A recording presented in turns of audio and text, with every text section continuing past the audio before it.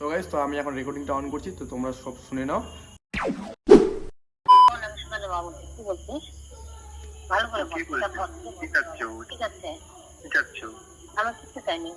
আমি শুনেছি ওরা কি হচ্ছে প্রথম কথা শুনতে ভালোবেসেছিলেন একটা ছেলে একটা মেয়েকে যে এখানে ভালোবাসতে পারে, বয়ফ্রেন্ডকে ভালোবাসতে পারে, এমনি প্রকৃতি ভালোবাসতে পারে, সে থেকে জবান। কিন্তু সেই রাস্তাটাতে তো তুই কানা করছিস, তুই বলতো তুই একটা মেয়েকে নিয়ে আসছিস। তো সো গাইস, এই যে বলছে ওর মা আমি ভালোবাসার মধ্যে যে আমি রাস্তাটা কানা করছি, ওর মা বলতে যাচ্ছে আমি ওকে ভালোবাসতাম, তারপরে নেক্সট টাইম আরেকটা মেয়েকে ভালোবেসেছি। আমি এটাই বলতে যাচ্ছে ওর মা যে আমি ওখানে মানে বাধা হয়ে দাঁড়াইছি। আর কিন্তু মেন পয়েন্ট ছিল এখানে যে ওর মা আমাকে দিবেন, মানে এত সব হয়ে গেছে কিনা এখন মানে ওর মা জানে ভালো করে, তো আমরা রিলেশন করতে পারবো না, তার জন্য ওর মায়ের দোষটা হাঁটিয়ে দিচ্ছে। ওর মা এখন বলতেছে কি যে আমি বলে ভালোবাসার মধ্যে আমি কাটা হয়ে দাঁড়াচ্ছিলাম, আমি বলে টাইম পাস করতাম। নেক্সট আরো শুনো।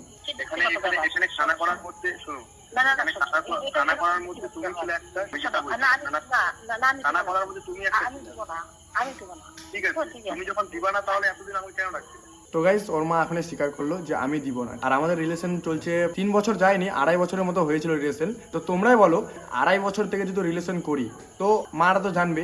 আর কনফার্ম গাইস ওর মা জানতো, সবই জানতো, ওর মা পারমিশন দিত আসতে। নেক্সট ডে আমাদের যে দুর্গাপুজো গেল, দুর্গাপুজোয় আমি গেছিলাম, আমার একটা ফ্রেন্ড গেছিল ভূষণ, আর কয়েকটা বান্ধবী গেছিল। তো আমরা গেছিলাম সবাই মিলে। ওর মা নিজে বলেছিল, ওর মা বলেছিল যে আমি যদি যাই, মানে আমাকে বলছিল, ফোন করছিল ওর মা করে বলছিল যে মিঠুন তুমি যদি যাও তাহলে আমার মেয়েকে নিয়ে যাবা, নাহলে ওকে আমি কোনো বান্ধবীর সাথে পাঠাবো, এভাবে ওর মা বলেছিল। কিন্তু এখন ওর মা অস্বীকার করছে সব জায়গা থেকে। তোমরা দেখো না, ভিডিওটা দেখলে বুঝতে পারবে যে কতটা মিথ্যা কথা বলতেছি। তারপর আমি প্রমাণ দিচ্ছি আরো। না আমি রাখি না তো, না আমার না না, আমাকে আজ ওর বেস্টু না ওর বয়ফ্রেন্ড হবে, আমাকে ফোন করে বলছে সোনালি আমার মুখে মুখে দিয়ে চলে গেছে, ও আমাকে ভাও দেয় না। এটা আবার কোন কথা? ঠিক আছে শোন, কথা পুষ্ট কথা অনেক কিছু হতে পারে। ঠিক আছে তুই ভালোবাসার তুই চলে গেছিস না, তোর নামে কোনো দুর্লাভ কিছু এই কিছু বলবো না। আমি তো একদম না, কারণ আমি জানি এগুলো বয়ফ্রেন্ড গার্লফ্রেন্ডের কথা বলে ঠিক আছে। আর সোনালি বলছে না আমি রিলেশনে যাইনি, ছেলেটা বলছে আমি এতদূর তাহলে আগাতাম না, এখন বলছে ও আমাকে এগুলো বলেনি। তাই বলছে বলেনি তুই গেলি কেন? জানিস ভালো করে তুই আমার সাথে এর আগে কথা বলছিস, তোকে আমি ভাই ভাই করে বলছি।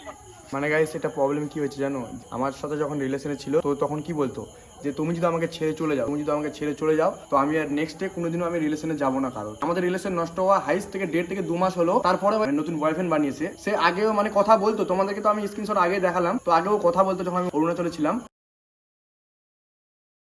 তো তখন আমাকে বলতো যে ফ্রেন্ড হয় বা ও ডিস্টার্ব করে ছেলেটা। এখন মানে কনফার্ম হয়ে গেলাম যে ওই ছেলেটাই নতুন বয়ফ্রেন্ড। আমি তাও বিশ্বাস করিনি, ও নিজের মুখে স্বীকার করছে। ঠিক আছে, তোমরা শুনো তাহলে বুঝতে পারবে। আমার ছেলে হলেও হতেই বুঝলি, আমার মেয়ে সত্যি কথা বলছি জন্য এটা না যে আমি ওকে ছাড়িয়ে দিতাম, তুই বাবা মা তোকে ছাড়িয়ে দিলে। আমি এটা শুনতে চাই না। এখন তুমি এখন বলছো যে আমি দিব না, আমি দিতাম না তোমাকে। আমি নেক্সট রিলেশনে যাওয়ার পর তোমাকে বলেছিলাম আমি ফোন করে, তুমি কি বলছিলে? না না শোন আমার কথা শোন। আমি সোনালকে বলেছি সোনালি কথা বলবি, ওই জানে কিন্তু নিজের পায়ে দাঁড়া, তারপরে নিজের যোগ্যতা করবি, তারপরে আমি লোকের টাকা থেকে। তো গাইস, আমাকে যখন বলছে যে নিজের পায়ে দাঁড়া, আমি কালকে যখন কথা বলি তো আমি ডাইরেক্ট ওর মাকে বলেছিলাম যে ঠিক আছে নিজের পায়ে দাঁড়াবো, তুমি কি চাও, মানে কোনো ব্যবসা করতে বলছো কোনো কিছু, তো আমি সেটাতে রাজি হয়েছিলাম। ঠিক আছে, তো আমি সেটাও রাজি হয়েছিলাম যে তুমি বলো তোমার মেয়েকে 1 মাসের ভিতরে আমার সাথে বিয়ে দিবে। ঠিক আছে, এটাও আমি বলেছিলাম যে তুমি যদি ব্যবসা করতে বলো, যেটাই করতে বলবো আমি নিজের পায়ে দাঁড়াবো, কালকেই দাঁড়াবো। ঠিক আছে, তো ওর মা তাও রাজি হতে পারেনি। তো আরো শুনো। কখনো বিয়ে দিব না, কারণ আমি চেষ্টা করবো তোকে নিজে দাঁড় করাবো। হ্যাঁ, তুই মানুষের আজকে একটা সার্ভিস ছেড়ে ধরবি না, সে লাখ টাকা কামাই করলো, কালকে 500 টাকা খরচ করে, আজকে যদি পরের দিন 200 টাকা খরচ করতে চাস তাহলে কিন্তু হিসাব যাবে।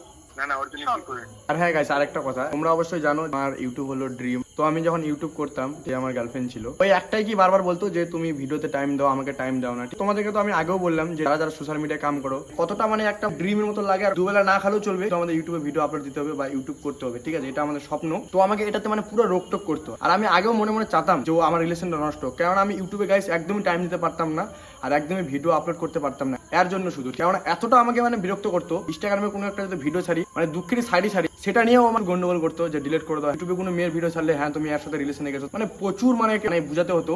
তো তার কারণে আমি ভাবছিলাম মনে মনে, একবার আমি ভেবেও নিয়েছিলাম যে রিলেশন থেকে বের হয়ে যাবো, কিন্তু আমি ছাড়তে পারিনি। তো কি না করছি ওর জন্য। ঠিক আছে, যারা জানে তারা অবশ্যই জানে। কেননা প্রথমে ওর মা যখন আমাকে কল করে, যখন আমরা প্রথম রিলেশনে যাই। চলো গাইস এগুলো পরে বলছি, আগে তোমরা রেকর্ডিংগুলো শুনে নাও। অনেক বড় রেকর্ডিং তো, মানে একটু খাটে খাটে শোনাবো, ভিডিও অনেক লং হয়ে যাবে, একটু মানে তোমাদেরকে শোনাই দিই। তারপরে তোমাদের সাথে আমি একটু কথা বলবো, যেগুলো জিনিসপাতি আছে ওর সবগুলো পুড়িয়ে দেবো, ঠিক আছে? তো চলো রেকর্ডিংটা স্টার্ট করি। সোনালি বলছিল আমি ফোন নিচ্ছি। তো গাইস এখন তোমাদেরকে শোনাবো যে আমি আইফোনটা নিয়েছিলাম, ঠিক মানে আমার গার্লফ্রেন্ড আমাকে বলতো যে ফোনটা চালাতে পারবি না, তো নিয়েছিলিস কেন এত টাকার ফোন, এরকম বলতো। তো মানে তোমরা তো জানোই গাইস যে আইফোন দিয়ে ব্লগ শুট করতে কতটা মজা হয় আর কতটা মানে কমফোর্টেবল হয়। আমি যেই করে হোক বাড়ি থেকে মানিয়ে ফোনটা নিয়েছিলাম, ঠিক আছে? আমার বাড়িতে অতখানি আমাকে বলেনি যতখানি ও আমাকে বলছিল। কিস্তি আসলে এটা আমি কেউ বলেছি কোনোদিনও কিস্তিতে আমি কিস্তি টাকা দিতে। 1 লাখ টাকার ফোন নিই, 80,000 টাকার ফোন নিই, সেটা আমি নিচ্ছি, আমার বাপ মা কিনে দিয়েছে আমার। হ্যাঁ, তো সোনালিকে আমি যখন এটা বলতাম তো আমাকে কেন বলতো যে এগুলো চালাতে পারবে না, এগুলো কিন্তু আগে কথা উঠতো অনেক, ঠিক আছে? আমি গাইস তোমাদেরকে একটু আগে শোনাচ্ছি, অতটা মানে শোনাতে পারবো না, মানে খারাপ কিছু না, মানে অনেকটা লং হয়ে যাবে ভিডিওটা, ঠিক আছে? এখন 9 এ পড়ে। নাইন পর আমি তো জানি, আমি বলেছি কি বলেন তো, আমার বলতেও পারবে না। আমি জানি যা কাউকে ভালোবাসে মরে গেলে আমি তোকে দেবো না। তো গাইস এটা কি বলছে ওর মা, যে আমি যদি জানতাম যে ওর মা একটাই কথা বলছে আর ভালোবাসা যদি বিয়ে করে তো সেটা আমি মেনে নেবো না, কিন্তু এমনি 2.5 বছর থেকে ঝুলাইছে। ওর মাও কিন্তু আমাদের সাথে কথা বলছে, আমার সাথে, মানে ওর মেয়ে আমার মা বাবার সাথে কথা বলেছে, ভিডিও কলিং সবই হয়েছে কথাবার্তা। আর ওর মা এখন কি বলছে, ভালোবাসা করে আসলে ওকে আমি দিব না, সে তুই হো বা যাই, মানে ওরা নিজের পছন্দ দিতে যাচ্ছে।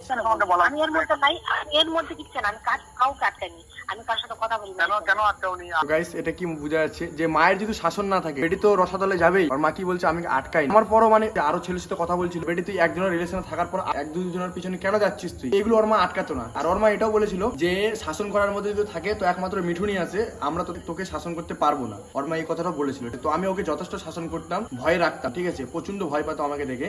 ওর মা বলছে যে আমি ওগুলো বারণ করতাম না। তো কেন বারণ করতো না, মানে বোঝা যাচ্ছে যে যখন ওর 18 বয়স মানে বিয়ের বয়স হয়ে যেত তখন মানে ও বলতো ওর মা, বা ওষুধ পাতি কিছু করে ওকে মানে আমার মন থেকে ভুলিয়ে অন্য ঘরে বিয়ে দিয়ে দিত। এটার প্ল্যান ছিল ওর মায়ের, যেটা এখন বোঝা যাচ্ছে। মানে আগেও বুঝতে পারছিলাম কিন্তু আমি কনফার্ম ছিলাম না। আমার বাবা মা অনেক আমাকে গাল দিয়েছিল এটা নিয়ে, ভাবতে পারিনি যে হবে। তো সত্যি এখন ওর মায়ের কথা শুনে মানে মনে হচ্ছে হবে, এটাই কি। তো শুনো নেক্সট। ও ভালো করে জানি আমার বাড়িতে কি হয়েছে। না তুই আমি কি বলতেছিস সব? তাহলে আমার বাড়িতে তো গাইস এখন ওর মা আমার কথাই পারতেছে না, তো এখন বলছে কি করতে যাচ্ছে তোমরা দেখো, আমাকে পুলিশেরও হুমকি দিবে। আমার বাড়ি থেকে যে বাধা দিয়েছিল আমি তাহলে কি জন্য গেছিলাম? না আমি জানি না, আমি কিছু জানি না, আমি জানি না। ওই আমাকে বলতে পারবে না। জানো না তুমি? ও কোথায় করে বলছিল যেবারে আসছো তুমি, তোমাকে বলে আসছে দেখা করতে যাচ্ছ, কোথায় আছি না আছি দেখা করতে গেছো, বালুয়াটা গেলাম তুমি পারমিশন দিয়েছিলে। তো গাইস একটু মাইকের প্রবলেম হচ্ছে, ইগনোর করো। আমার বলেনি। মানে তুমি তো নিজে ফোন করলা, তুমি তো ও তো নিজেই বললো যে আমরা 12টার দিকে তোমাকে আমি ভাবলাম যে তুমি গাল দিবা, ওই জন্য আমি বাড়িতে তাড়াতাড়ি পাঠাই দিলাম। আমার বলে আমার যদি বলতো না তার পা কাটে আমি ছেটা করে দিতাম। তো গাইস এখানে কি বলছে, এটা হলো কথা হলো দুর্গাপুজো, মানে দুর্গাপুজোর টাইমে আমরা বললাম না যে 4-5 জন বন্ধু মিলে গেছিলাম হিলিতে ঘুরতে, সেটাই এখন কথা হচ্ছে। তো ওর মা বলছে আমি জানি না, যদি জানতাম তোর ঠ্যাং টাং কাটে আমি বাড়িতে বসায় রাখতাম। তো সো গাইস তোমরা বুঝতে পারছো, ঠিক আছে, যে কি হচ্ছে, ভিডিওটা দেখলে বুঝতে পারবা। তো এখন কথা হচ্ছে যে ওর মা একদম বলেছিল এই কথাটা, যে আমরা সবাই জানি এই কথাটা বলেছিল ওর মা মিঠুনকে, যে ওর সঙ্গে বিয়ে দিবে, ঠিক আছে?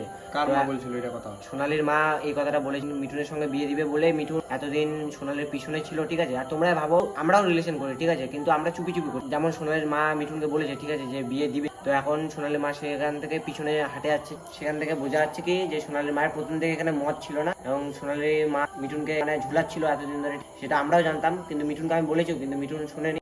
তো গাইস তো এখন আর বেশি কথা বলবো না, ওর মানে যতগুলো জিনিস ছিল এগুলো এখন আমি পুড়িয়ে দেবো। আমার প্রথমে তো তোমাদেরকে দেখাই কেস দেওয়া, এটা আমাকে না হলো 2.5 বছর থেকে মাত্রার মতো চেয়েছে, তারপর এটা পাওয়া গেছে। মানুষের ভালোবাসা করলে ভালোবাসার লোককে 2 মিনিট লাগে যে কোনো ভালোবাসার জিনিস দিতে, আর আমাকে এই টি-শার্টটা চাতে আমি নিজে বলেছি গাইস, নিজে ভালোবাসার মানুষকে কি লাগে ওটা অব্দিও জানে না। ভালোবাসার মানুষের কাছে আমাকে চেয়ে নিতে হচ্ছে এই জিনিসটা। আমার এটা স্বপ্ন ছিল যে ওর কাছ থেকে নিবো কিস টি-শার্টটা, ও বুঝতে পারতো না, ওকে ভিডিও পাঠাতাম ইনস্টাগ্রামে। আমার আগুনের ছাই জমে জমে কত পাহাড় হয়ে যায়, আমার ফাগুনের দিন গনে গনে আর উধাও হয়ে যায়।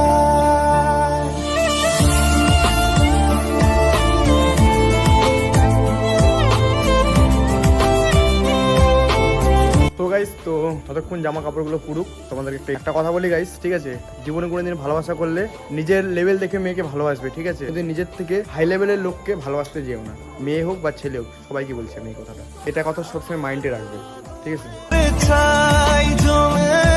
স্মৃতিগুলো তো আমার মন থেকে চট করে মুছতেছে না, তো ওর স্মৃতির চিহ্নগুলো জামাগুলো চট করে যাচ্ছে না গাইস, ঠিক আছে? কি বলবো, মানে তোমাদেরকে মানে হ্যাপিতে আমি কথা বলতে পারছি, কিন্তু এখানে কি না সত্যি সেই আঘাতই লাগতেছে, ঠিক আছে। ভাবিনি যে এইভাবে আমি করব। সবই তো কালো সাদা, তবে ঠিকানাতে হবে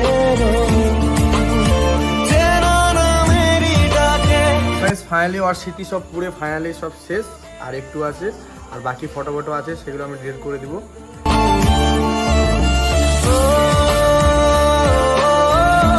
ঠিক আছে, ভিডিওটা এখান থেকে এন্ড করলাম। যদি ভালো লাগে অবশ্যই একটা লাইক করবে, আর চ্যানেল নতুন হলে চ্যানেলটাকে সাবস্ক্রাইব করবে। তো মনের হাল বুঝতেই পারছো তোমরা, তো বেশি কিছু আমাকে বলতে হবে না। তো তোমরা একটা কাজ করো, তোমাদের কি মানে বলার আছে তো গাইস কমেন্ট বক্স খোলা আছে, তো প্লিজ সবাই কমেন্ট করো, ঠিক করলাম না ভুল করলাম, আর কার সাথে এইভাবে হয়েছে, কার কার সাথে, তো কমেন্টে আমাকে জানাও। চলো ভিডিওটা এখান থেকে এন্ড করলাম, সবাই ভালো থেকো আর একটু বুঝে শুনে প্রেম করো, ঠিক আছে। Bye bye.